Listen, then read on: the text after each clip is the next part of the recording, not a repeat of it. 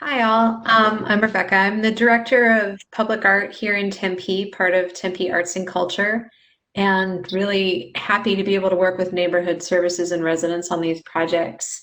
They are gems within the collection, and something that people don't realize is that they are really unusual in that these works of art come together through kind of the grassroots efforts of residents. And with our help and guidance and facilitation, our being those of us in the city, it really lands on the homeowners associations and neighborhood associations to make them into a reality.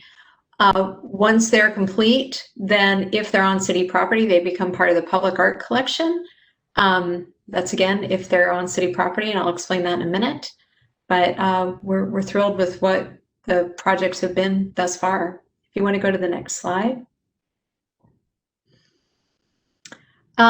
We're really well known for having these fabulous standpipes all over Tempe, and I hear that from other cities valley-wide, like, how do you guys do that? And then I have to say, you know what? Our residents apply to do this through the Maryanne Quarter Grant, and then we help them.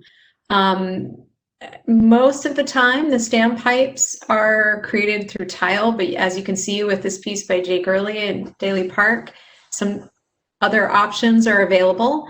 The piece by Joan Barron and Ali Morales are also include metal with the tile.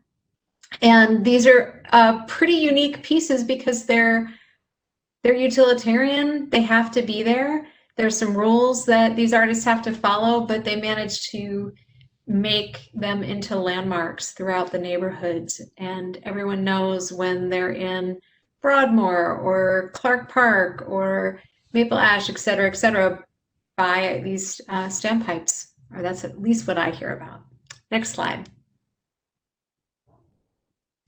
But it doesn't have to be a standpipe. That's the other question I get asked is like, oh, you guys just all the neighborhood projects are standpipes. That's not really true. You can see at Clark Park, there is the community garden piece by Tom Stritch.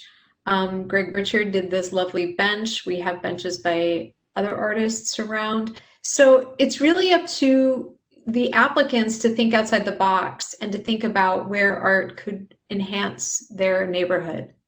Next slide.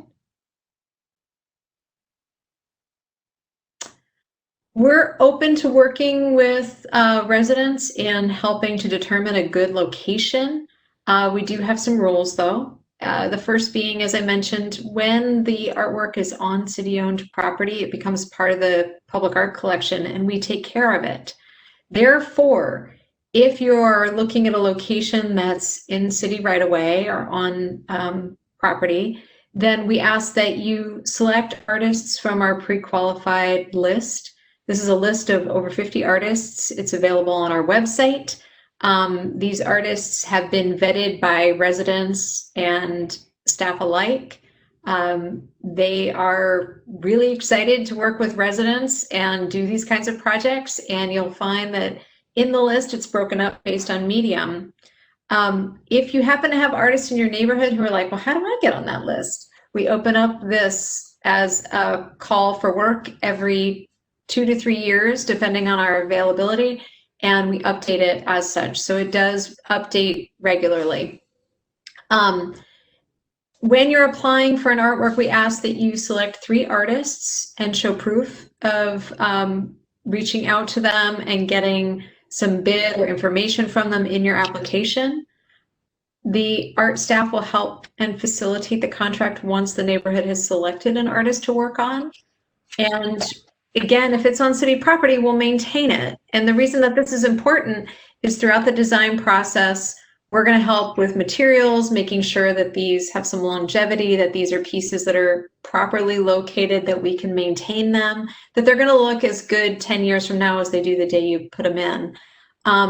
Again, going back to that list, the reason that we have this pre-qualified list is to make sure that the artists who are represented on the list are not only interested, but also very capable of working in a public art setting. We will review the materials that are proposed and the fabrication and installation methods if there's any kind of question that might impact other departments. For example, the piece you're looking at with Andrew Carson is pretty tall. In that case, we would want somebody from planning to look it over, make sure that the engineering is in place so that it's not going to fall over in a windstorm, et cetera, et cetera. So we'll work on those kind of technical things with residents to make these happen. Next slide. If you are in an HOA, HOAs are privately owned, so that allows you to pick any artist you like. You may use the pre-qualified list, but you don't have to. A lot of residents ask me about walls, particularly alleyway walls as an option. It's important to note that those are privately owned, even if they're not in an HOA.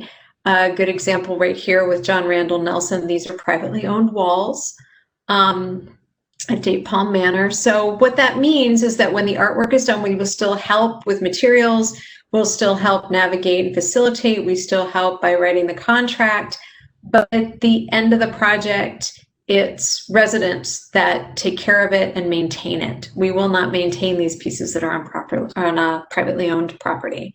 So again, questions about materials we can review and discuss and talk about their longevity in our knowledge base, but the neighborhood would have to figure out a way to make sure that these are cared for in the duration. Next slide. So here comes the big ugly question that I get asked. It's important that as you're considering a location, if you have any questions especially, but even still, to reach out to us and let us know what you're thinking about. We have artworks that are out in the world and get hit by cars, people climb on them, things happen. So we know a lot about what it takes to have a work of art that has longevity. And we take risks, we do new things all the time in public art. But when you consider your location, please also consider what's around it. I get asked a lot about medians, about bump outs, about artworks in the middle of the road. And while these look really, really lovely, they get hit by cars just like everything else. So if you have a project that is in a median, is in a roundabout, is near a roadway, please give us a call. We will take a look at it with you. And just know that what we're looking for is a certain amount of buffer between the artwork and the vehicular traffic. If it's not there, we simply don't advise that you move forward with that because it's not maintainable. Next slide. So with neighborhood art, I would say that the best way to start is to consider the site and how it would be enhanced by the artwork. Is it accessible to the public? Does it have a visual impact? And will the artwork add a new way of looking at the site? We, of course, love artwork. We want to see it all over Tempe, but it also serves a pretty distinctive purpose in that artwork should go beyond decorating a site. It should create a landmark. It should create some kind of an icon, or it should create something that has an actual relationship to the area. Therefore, if you call us and we come and take a look at it and we give you feedback, we're giving you our honest feedback. But think about it in terms of your application too, so that we know what it is that you're trying to do with the artwork and what the purpose it serves is. We're happy to review with you. We're happy to talk through anytime.